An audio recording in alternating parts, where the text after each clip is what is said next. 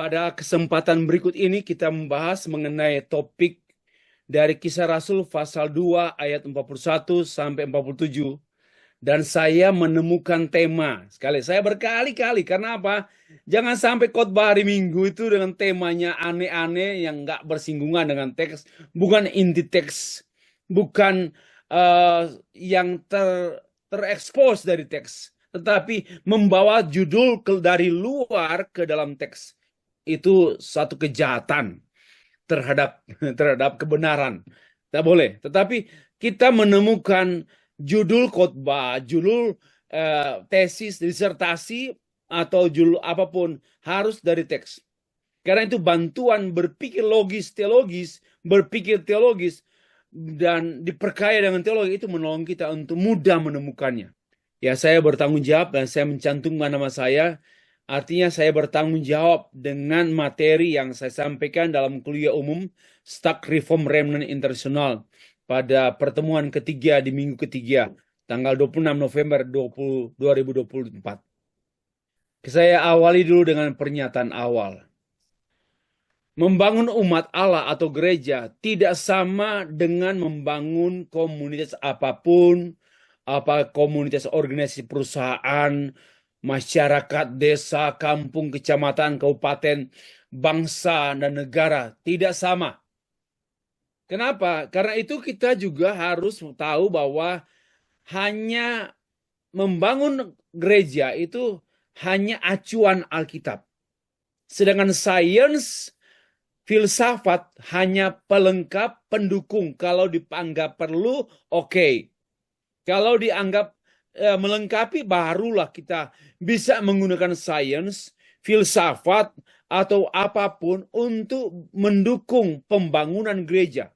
Bukan gedungnya, tapi tentang hakikat gereja. Membangun gereja harus acuannya Alkitab. Bukan ilmu-ilmu apapun. Itu bukan acuan utama. Acuan utamanya Alkitab. Membangun kebersamaan gereja, kualitas jemaat, membangun pujian gereja, membangun penginjilan gereja, membangun kebersamaan gereja, membangun kepedulian gereja, membangun orang-orang yang suka, yang susah dalam gereja. Tidak ada cara lain selain hanya dari Alkitab, hanya dengan firman Allah. Dan filsafat, sains hanya sifatnya membantu sebagai pelengkap saja. Itu pernyataan awal saja. Mari kita baca Alkitab, Bapak Ibu sekalian.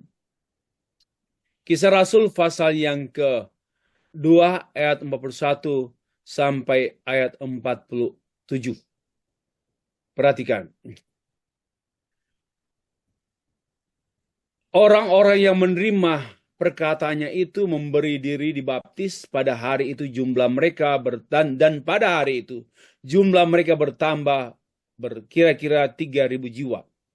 Mereka bertekun. Kata bertekun sama dengan persis, persevere, itu ketahanan, bertahan dalam pengajaran rasul-rasul dan dalam persekutuan. Dalam persekutuan mereka berkumpul selalu dan memecah-mecahkan roti dan berdoa. Maka ketakutanlah kepada mereka semua, sedangkan rasul-rasul itu mengadakan banyak mujizat dan tanda. Dan semua orang yang telah mendengar menjadi percaya tetap bersatu. Dan segala kepunyaan mereka adalah kepunyaan bersama. Dan selalu ada dari mereka yang menjual harta miliknya. Lalu membagi-bagikannya kepada semua orang sesuai dengan keperluan masing-masing. Dengan bertekun, mereka berkumpul tiap-tiap hari. Dalam lai, pakai istilah dengan bertekun dan dengan sehati. Nggak ada kata sehati dalam bahasa Yunani. Bahasa aslinya tidak ada kata sehati. Ya, dengan bertekun mereka berkumpul di tiap-tiap hari dalam bait Allah. Mereka memecahkan roti di rumah-rumah masing-masing secara bergiliran dan makan bersama-sama dengan gembira, gladness, dan dengan tulus hati, singleness. Nggak ada kepentingan yang lain. Memang tulus, Bapak Ibu sekalian. Sambil memuji Allah, mereka disukai semua orang dan tiap-tiap hari Tuhan menambah jumlah mereka dengan orang yang diselamatkan. Oke, demikian pembacaannya. Kita lanjut pada penyampaian pendahuluan. Kalau pendahuluan kita sudah tahu bersama, itu setidaknya menyampaikan adanya kesenjangan. Kesenjangan inilah masalah. Kalau kita awali khotbah dengan masalah, bagus. Ya, kita menyampaikan what's the problem. Baru kita sampaikan solution. Itu sederhananya. Jadi biasanya kalau ada tema khotbah, kita menarik masalah dari tema khotbah, dari judul khotbah tersebut. Dan saya menyampaikan bahwa ada kesenjangan antara yang ideal dan yang faktual, dan kesenjangan itulah namanya problem. Mari kita perhatikan. Ini yang ideal dulu. Saya mau ambil tulisan Paulus tentang gereja yang ideal. Gereja yang sempurna, yang ideal, menurut Efesus pasal 2 ayat 19-22, ini gereja yang ideal menurut tulisan Rasul Paulus. Gereja adalah kawan sewarga dari orang-orang kudus. Ini konteks jauh ya. Karena yang kita bacakan tulisan Lukas. Gereja adalah kawan sewarga dari orang-orang kudus, anggota-anggota keluarga Allah. Rapi tersusun, menjadi bait Allah yang kudus. Di dalam Tuhan, dibangun menjadi tempat kediaman Allah. Wah, ini memang sempurna. Gereja yang sempurna, kawan sewarga. Ya, bukan kawan karena sekepentingan. Kawan sesuku, kawan segolongan, kawan selevel. Tak ada itu. Kawan sewarga, bukan kawan seekonomi, kawan sepolitik, kawan separtai, kawan sesuku. Tak berlaku dalam gereja. Kawan sewarga dari orang-orang kudus. Wow, orang-orang kudus. Ini gereja yang ideal. Anggota-anggota keluarga Allah. Semuanya anggota keluarga Allah. Dan rapi tersusun. Tidak sembrono, tidak semrawutan. Ibadahnya pun rapi tersusun. Hidupnya tersusun rapi. Dan menjadi bait Allah yang kudus. Tempat kediaman Allah.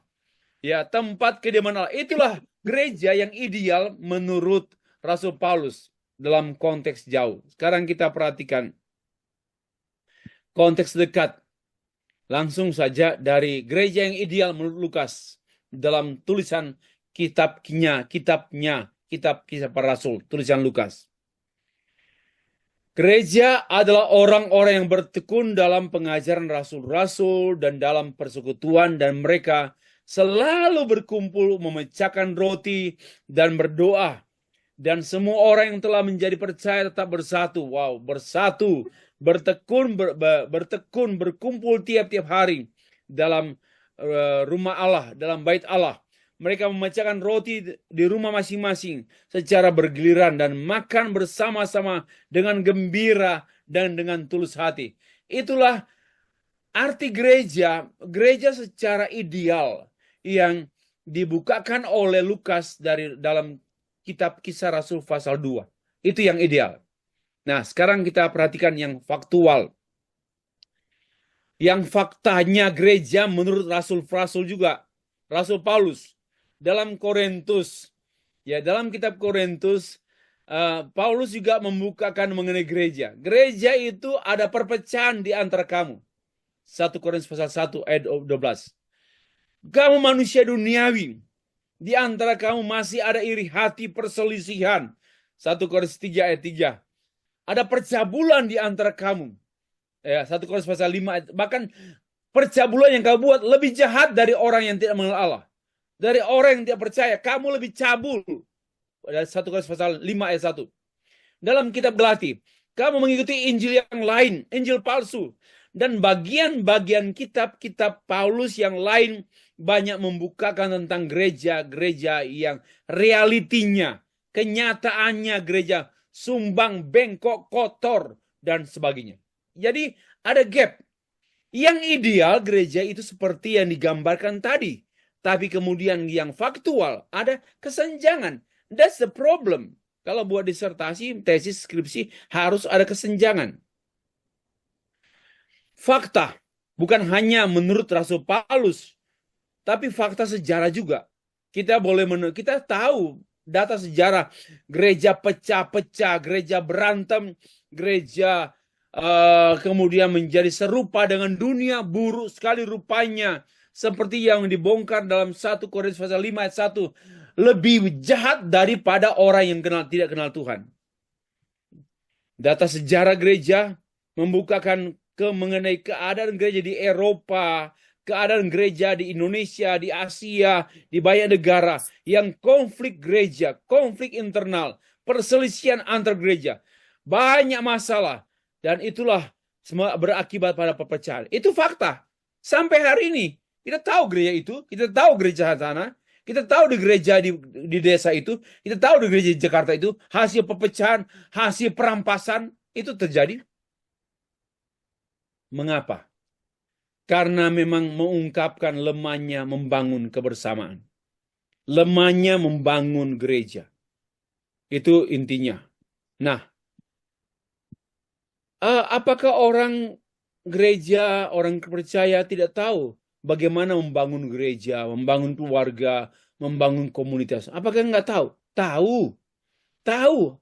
Harus rendah hati, harus saling membantu, harus bersatu. Tahu semua. Bahkan menjadi pembicara.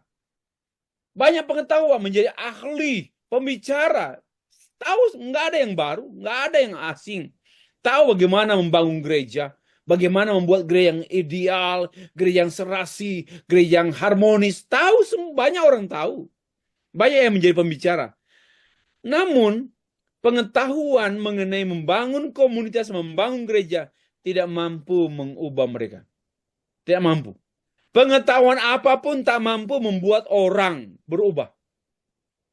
Dan mereka sendiri juga tidak memiliki kekuatan untuk membangun gereja, membangun komunitas, membangun keluarga, membangun suami istri, membangun hubungan suami istri, membangun hubungan orang tua anak. Nggak mampu karena tidak memiliki kekuatan.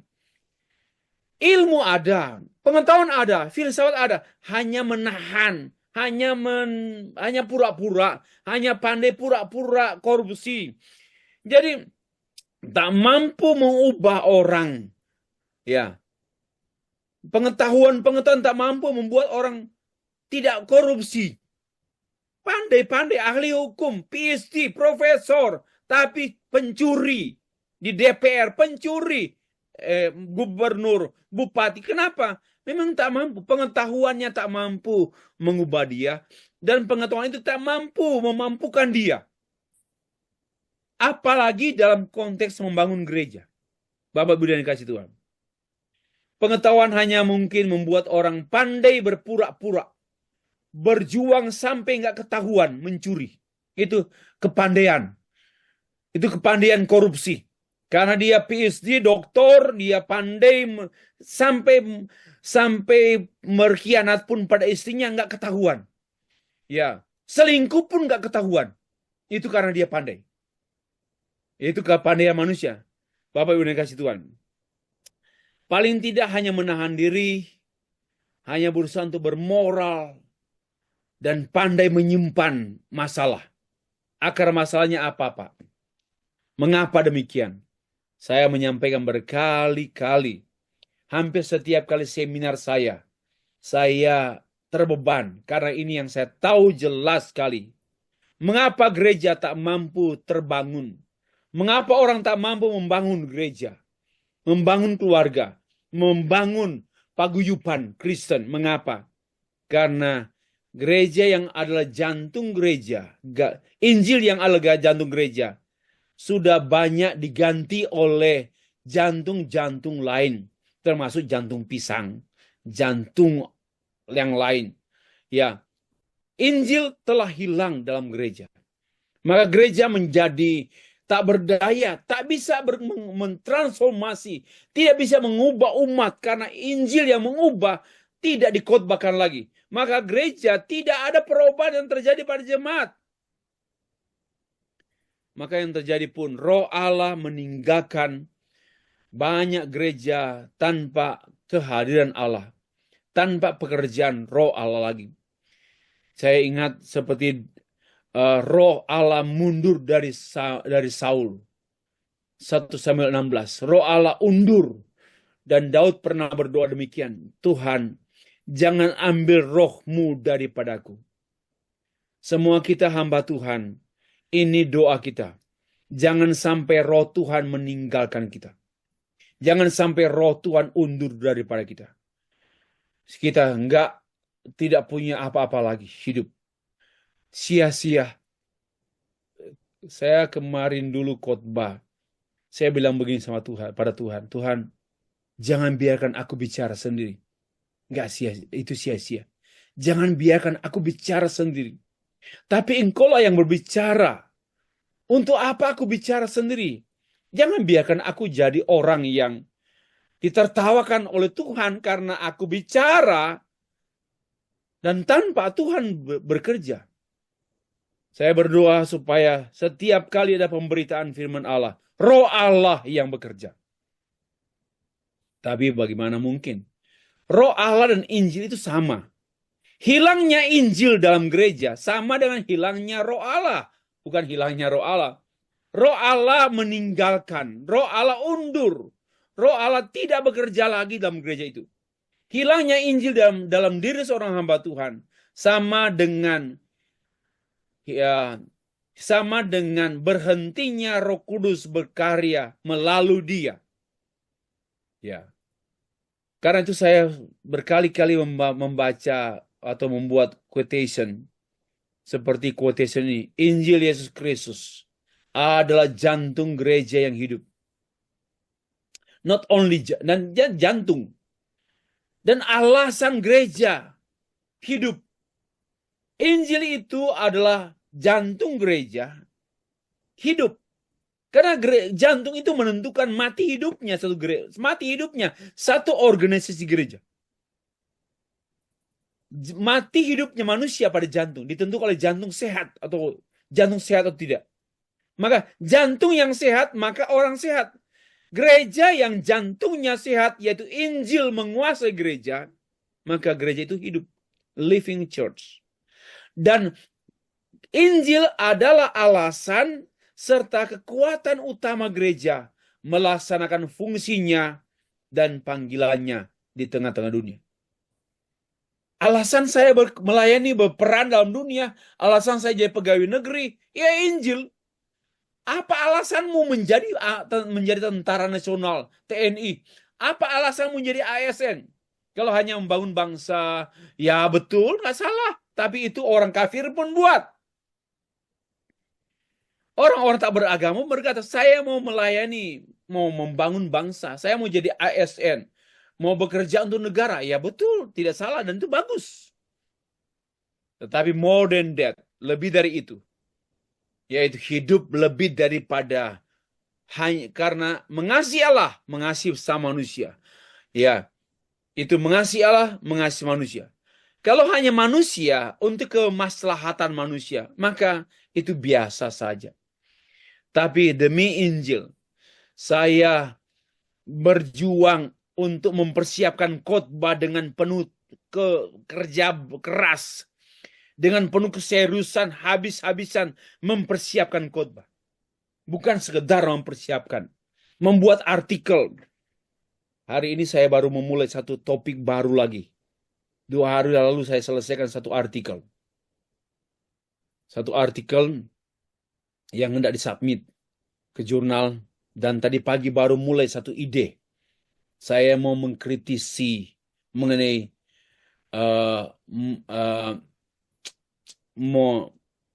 moderasi beragama. Moderasi beragama itu tidak cukup. Kristen memiliki sesuatu yang lebih dari moderasi beragama. Kristen memiliki lebih daripada moderasi beragama. Yaitu ide yang saya sedang tulis. Bapak Ibu, harus semua kerja keras, kurangi jam tidur. Ya bukan berarti kita nggak tidur. Cukuplah jangan tidur banyak-banyak. Cukup 7 jam, 8 jam, siang 1 jam, malam 6 jam. Tetapi mau saya kerja keras. Kenapa? Karena Injil ini alasan saya kerja keras. Injil ini alasan saya studi. Injil ini alasan saya mengerjakan disertasi. Injil inilah yang menjadi alasan saya mencuci mobil. Lucu bukan? Injil menjadi alasan saya berolahraga dalam 1 minggu 3 kali. Wajib. Injil yang menjadi alasan saya.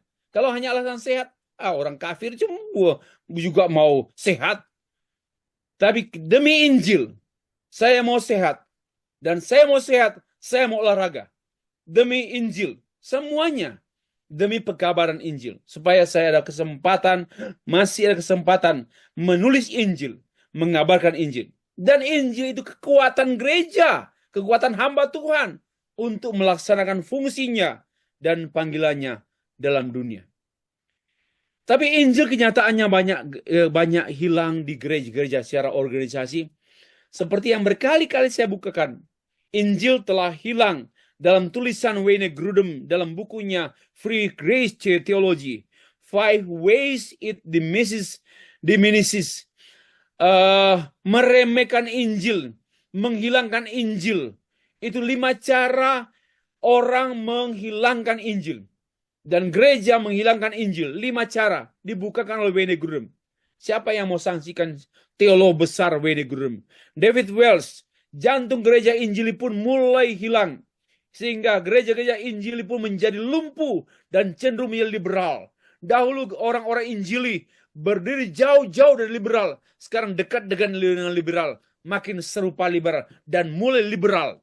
Itu artinya dari buku David Wells Mengatasi Segala Kuasa Dunia yang bisa dibaca, diterbitkan oleh penerbit Momentum tahun 2013. Nah, lanjut juga ada Christless Christianity. Michael Horton menulis Injil alternatif menguasai banyak gereja di Amerika. Bukan hanya di Amerika, di Indonesia pun banyak gereja dikuasai oleh Injil pilihan, Injil alternatif, bukan Injil satu-satunya lagi. Tapi Injil ini, Injil itu, Injil ini, Injil kesehatan, Injil berkat, Injil sukses. Bukan lagi Injil one and only gospel. Dan itu sudah merajalela di gereja-gereja sekarang. Dan Paul Washer, dia menulis juga, siapa yang tidak kenal Paul Washer? Dia menulis, saya memiliki 3 bukunya beliau. The Gospel Call and the True Conversion. Dan saya mengutip, setelah 500 tahun usia reformasi, Injil diubah, susutkan menjadi a lesser gospel. Injil yang dikurangi lagi. Wow, ini kejahatan gereja. Saya menulis artikel The Loss of the Gospel in the Church. Ya, pada tahun 2022 yang lalu. Saya menulis buku Injil palsu dalam gereja. Non-biblical dan non-canonical menguasai gereja. 400 lebih halaman. Yang tak seorang pun yang protes. Saya menulis buku ini. Sudah sekitar 3 tahun buku ini saya tulis. Tapi tak ada yang protes. Pak protes. Nggak ada Injil palsu dalam gereja. Karena memang tidak bisa dipungkiri. Banyak gereja memiliki Injil. Tapi apa? Injil palsu. John MacArthur dalam bukunya Ashamed of the Gospel. Ya, malu karena Injil. Ketika gereja menjadi seperti dunia. When the church becomes like the world. Maka bagaimana gereja kehilangan arah, kehilangan arti karena gereja dikuasai oleh pragmatisme, bukan oleh Injil lagi. Nah, masih banyak lagi yang bisa dikemukakan, di mana orang cenderung membangun gereja dengan membangun organisasi, bukan membangun yang utama. Apa yang utama? Banyak gereja menghabiskan waktu, menghabiskan dana, menghabiskan energi untuk mengatur organisasi. Tapi nggak ada penginjilan. Nggak ada pelayanan pastoral yang bertanggung jawab. Nggak ada pelayanan pastoral yang bertanggung jawab. Pastoral tidak ada konseling, tidak ada Injil dalam konseling. Tidak ada Injil dalam pastoral lagi. Tidak ada Injil dalam kepemimpinan lagi. Tidak ada Injil dalam perjamuan kudus lagi. Kenapa? Semuanya habiskan energi, habiskan dana untuk hal-hal organisasi. Padahal organisasi mestinya demi Injil. Organisasi gereja harusnya demi Injil, bukan demi organisasi, dan kegaguman pendeta dan pemimpin jemaat. Mari kita membangun gereja dengan pengajaran dan persekutuan. Dengan pengajaran dan persekutuan, gereja terbangun. Seperti yang kita temukan dari Kisah Rasul pasal 2 ayat 51 sampai 47. Perhatikan penjelasan berikut. Pengertian membangun gereja atau umat Allah. Dengan bertekun mereka berkumpul tiap hari di bait Allah. Pasal 2 Kisah Rasul ayat 46. Dengan bertekun adalah dalam bentuk kasus present participle active yang bisa diterjemahkan dengan terus-menerus, dengan intentional, intensity, ya, dengan persis, dengan ketahanan, terus bertahan. Jadi pengertian membangun gereja, kita jangan bangun hari ini berhenti besok. Membangun gereja adalah continuity, terus menerus. Dan itu diungkapkan dengan kata sinonim, yaitu tiap-tiap hari. Tiap-tiap hari dalam bait Allah. Bertekun tiap-tiap hari dalam bait Allah. Kata membangun dimengerti dari fungsi gereja yang terungkap dalam ayat 42. Kisah Rasul pasal 2 ayat 42. Membangun tiap-tiap hari. Mereka bertekun dengan pengajaran rasul-rasul dan persekutuan. Pengajaran dan persekutuan adalah kata kunci. How to build a church. How to build a community. Christian community. How to build. Yaitu dengan pengajaran dan persekutuan. Itulah yang saya masukkan. Yang dimaksudkan saya expose dari teks Alkitab mengenai judul khotbah atau materi kuliah. Pentingnya membangun gereja, membangun umat Allah. Dengan bertekun mereka berkumpul tiap-tiap hari dalam bait Allah. Itu ayat 56. Pentingnya, apa signifikansinya, apa keberartiannya? Ayat 47. Sambil memuji Allah, mereka disukai semua orang, menjadi model. Dan tiap hari mereka menambah. Tuhan yang kerja. Tuhan menambah jumlah mereka. Dan poin yang ketiga, jumlah mereka bertambah dari orang-orang yang diselamatkan. Saya highlight atau saya underline 3 hal yang saya tekankan. Pentingnya membangun gereja. Pentingnya membangun komunitas. Membangun kebersamaan. Membangun keluarga Kristen, yaitu disukai oleh semua orang, menjadi model. Penting menjadi model. Itu menjadi model gereja yang orang lihat Tuhan di gereja itu. Model. Orang melihat Tuhan di gereja itu. Orang membaca ada firman, tulisan Tuhan di gereja itu. Orang melihat sifat-sifat Allah dalam gereja itu. Itu namanya disukai semua orang. Dan yang kedua, tiap-tiap hari Tuhan menambah. Tuhan bekerja di dalamnya. Pentingnya membangun umat Allah, membangun gereja. Yaitu Tuhan bekerja. Menambah jumlah jemaat. Yang ketiga, jumlah itu jemaat yang diselamatkan. Bukan hanya bertambah anggota gereja. Bertambah pemabuk. Ini Pak Namor. Bertambah anggota jemaat. Pemabuk. Bertambah anggota jemaat. Cerai kawin. Bertambah masalah. Bertambah dosa dalam jemaat. Harusnya bertambah orang-orang yang diselamatkan. Gereja itu tempat orang-orang yang diselamatkan. Bukan berarti kita menghakimi, lalu menyuruh mereka yang belum percaya disuruh keluar. Bukan begitu. Tetapi esensi gereja adalah tempat orang-orang yang telah bertobat dan diselamatkan, bertumbuh, diubah, bertumbuh, dewasa, menginjili dunia. Itulah gereja.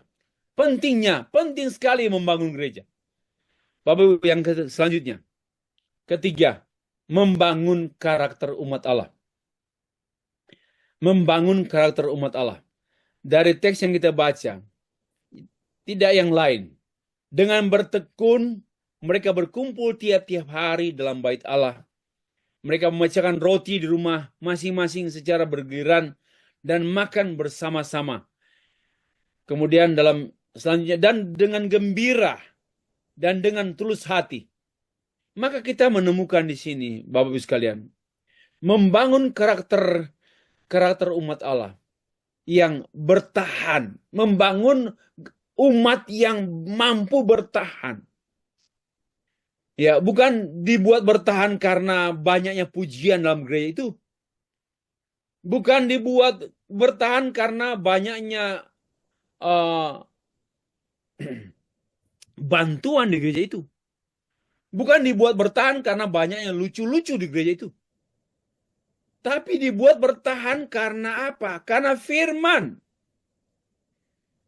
Karena firman Allah lah yang membuat gereja itu bertahan. Dan bertahan itu adalah poin kelima dari tulip. Perseverance of the saint. Karena itu sifat gereja bertahan. Bertahan itu setia. Bertahan sama dengan setia. Perseverance of the saint. Orang-orang kudus bertahan sampai akhir. Karena dipertahankan oleh Tuhan. Bukan dia yang bertahan. Mereka yang telah dipanggil Tuhan, diselamatkan oleh Tuhan, mereka yang dipertahankan oleh Tuhan. Ini wajar, ini teologi yang wajar. Di luar itu tidak wajar. Ya. Dan perhatikan di teks ini, membangun karakter yang bertahan. Lalu karakter gereja itu bergembira tanpa paksaan. Dengan gembira melayani, dengan gembira memberi persembahan, dengan gembira menginjili, dengan gembira. Bukan dengan paksaan. Dan dengan segenap hati, simplicity of heart, atau dengan bersahaja, tanpa ada agenda lain. Kalau orang berkelahi di gereja, kenapa? Karena agenda, ada kepentingan pribadi, kepentingan golongan, ada kepentingan ekonomi, kepentingan politik, kepentingan apapun. Tapi orang bergereja tanpa kepentingan, berbeda pendapat, boleh konflik, tapi tidak pecah. Karena kita perlu saling pengertian juga. Ya. Pasti ada konflik. Wajarlah itu. Konfliknya bukan berarti konflik adalah perbedaan pendapat. Itulah konflik. Bukan pukul-pukulan dan perpecahan. Konflik itu normal. Perbedaan pandangan, pendapat, perbedaan. Tetapi jangan ngotot. Perbedaan ini ya disikapi dengan dewasa. Ya, tanpa pemaksaan. Perbedaan tanpa pemaksaan, tapi dengan gembira. Kita berbeda tapi gembira. Itulah karakter gereja. Karakter umat Allah. Bertahan, bergembira, tulus hati, bersahaja. Karakter inilah yang dibangun. Nah, yang keempat, yang terakhir, bagaimana cara membangun komunitas umat Allah, membangun gereja? Bagaimana caranya? Satu, kalau dibaca ya dari Kisah Rasul pasal 2 ayat 1. Lalu ayat 2 itu ayat 42. Mereka bertekun tiap hari. Ayat 46. Tiap-tiap hari pun mereka bertekun, 2 kali ungkapkan. Memecah-mecahkan roti di bait Allah, ke bait Allah. Tapi ada ayat 1. Ayat 1 yang jarang dibaca. Ayat satunya itu bukan ayat 1. Ayat 41. Orang-orang yang menerima perkataannya memberi diri dibaptis. Dan pada hari itu jumlah mereka bertambah kira-kira 3.000 jiwa. 3.000 jiwa. Pertanyaan, perkataan apa yang mereka terima? Perkataan apa yang mereka menerima perkataan? Perkataan apa? Saya langsung menjawab, menerima Injil. Menerima Injil Yesus Kristus. Dan mereka memiliki Kristus. Itulah cara membangun gereja. Dimulai dengan cara yang mendasar, yaitu membangun dari Kristus, dasar Kristus, memiliki Kristus, jemaat yang memiliki Kristus. Itulah kunci, itulah awal, itulah dasar daripada membangun komunitas umat Allah, membangun gereja. Apa yang mereka terima? Yaitu Injil. Khotbah itu nampak pada khotbah Petrus. Kisah Rasul pasal 2 ayat 14 sampai 40, yaitu mengenai Injil Yesus Kristus yang dikhotbahkan oleh Paulus. Dan mereka menerima perkataan yang dikhotbahkan oleh Paulus. Dan oleh Petrus, bukan oleh Paulus, oleh Petrus. Dan Petrus berkata, barang siapa berseru kepada nama Tuhan akan diselamatkan. Ayat 21. Yang dimaksudkannya ialah Yesus dari Nazaret, seorang yang ditentukan oleh Allah. Ayat 22. Yang mati, yang bangkit, yang duduk di sebelah kanan Allah, yang disebut Tuhan dan Kristus. Ayat 36. Baru itulah yang diterima oleh mereka. Injil yang diterima oleh komunitas gereja mula-mula pada ayat yang ke-42, 41, yaitu Injil Yesus Kristus. Bagaimana cara mereka menerima Injil? Menerima perkataan itu? Itu mereka bertanya. Mereka bertanya pada Petrus, apakah yang harus kami perbuat? Ayat 37. Petrus menjawab dalam ayat 38.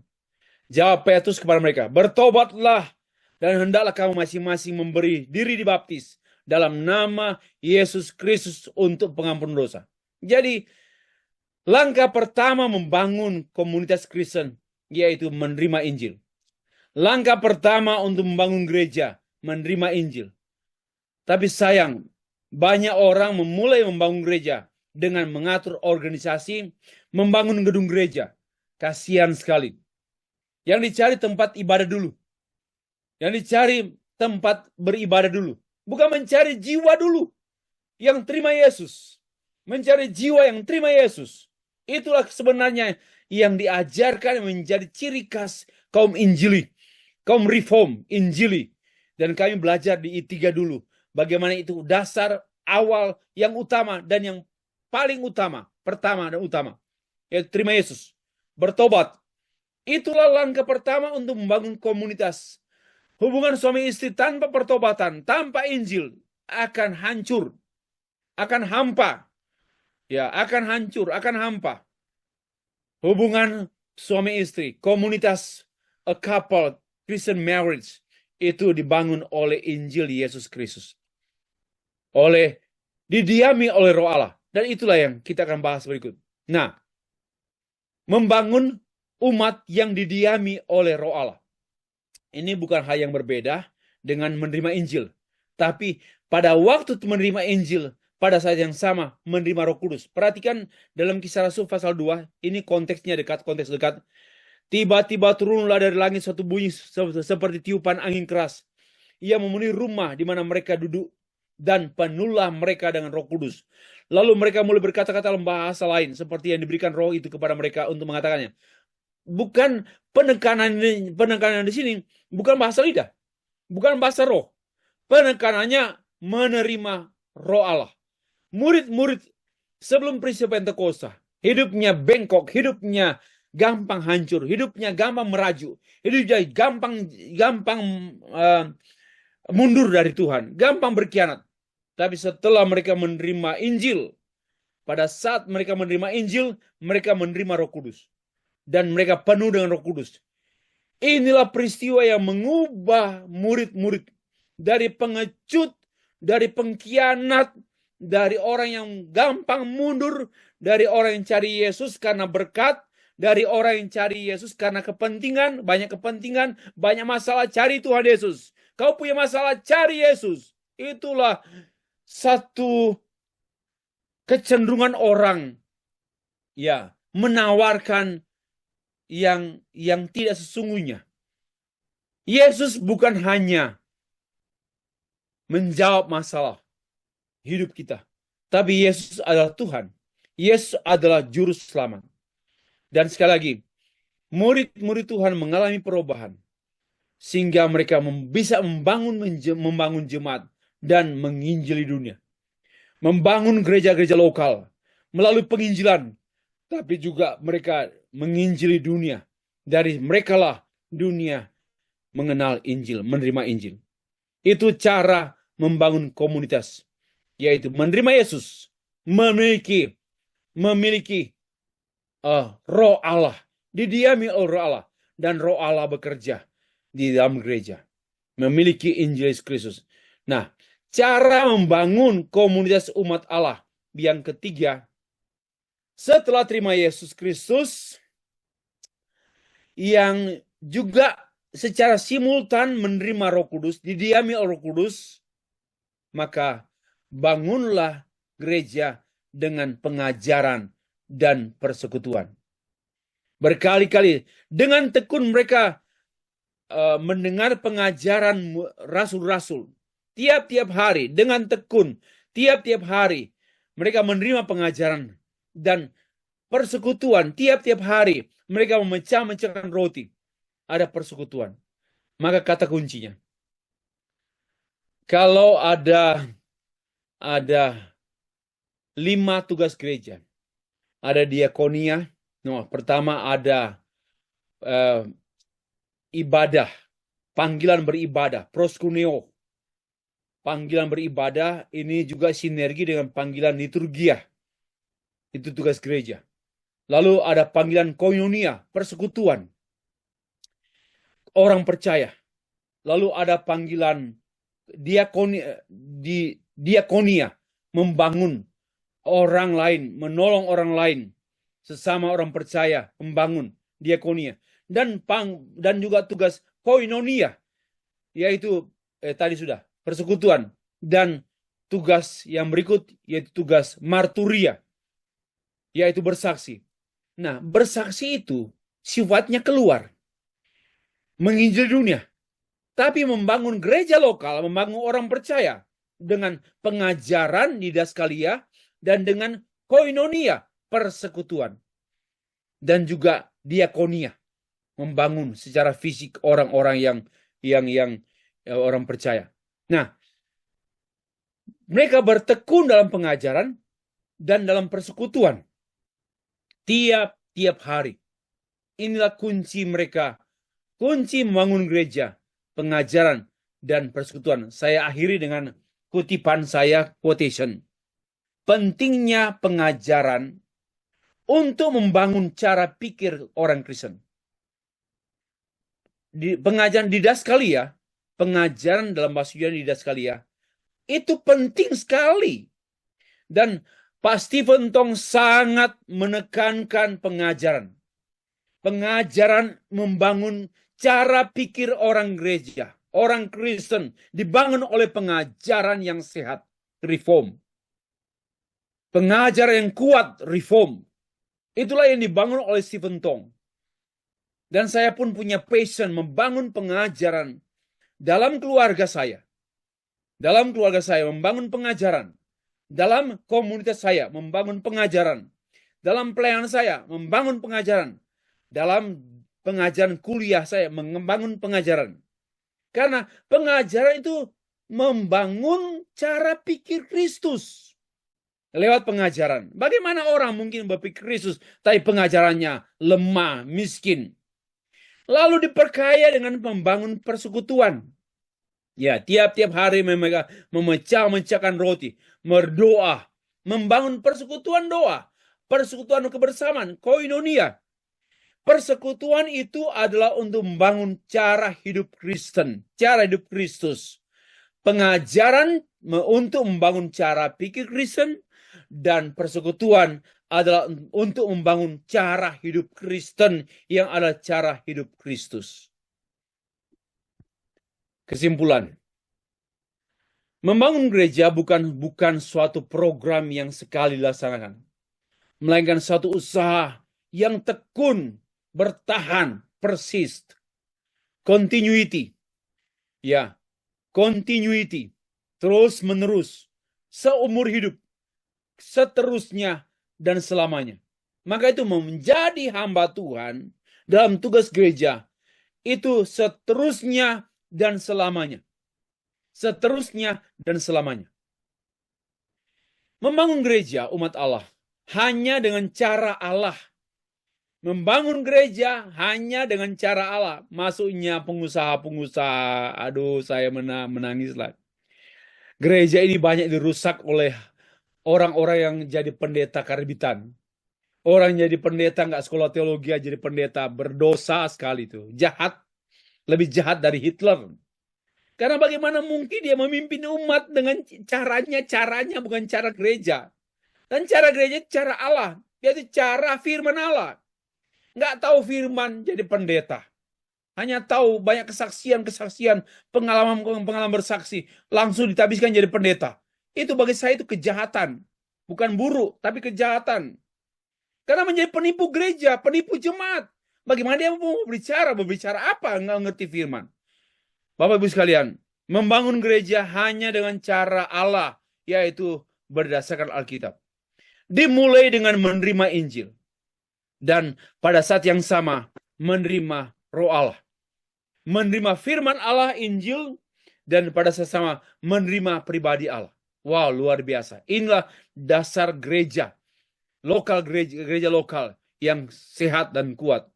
Kemudian, dengan demikian, hanya dengan Injil dan Roh Allah mendiami orang percaya, mendiami hamba Tuhan dan memakai hamba Tuhan, maka ada ketertarikan mempelajarinya. Ada kekuatan mempelajarinya. Ada ketahanan mempelajarinya. Tahan berteologi. Tertarik berteologi. Dan mempunyai gairah berteologi. Jangan pernah berhenti belajar teologi. Ada gairah teologi.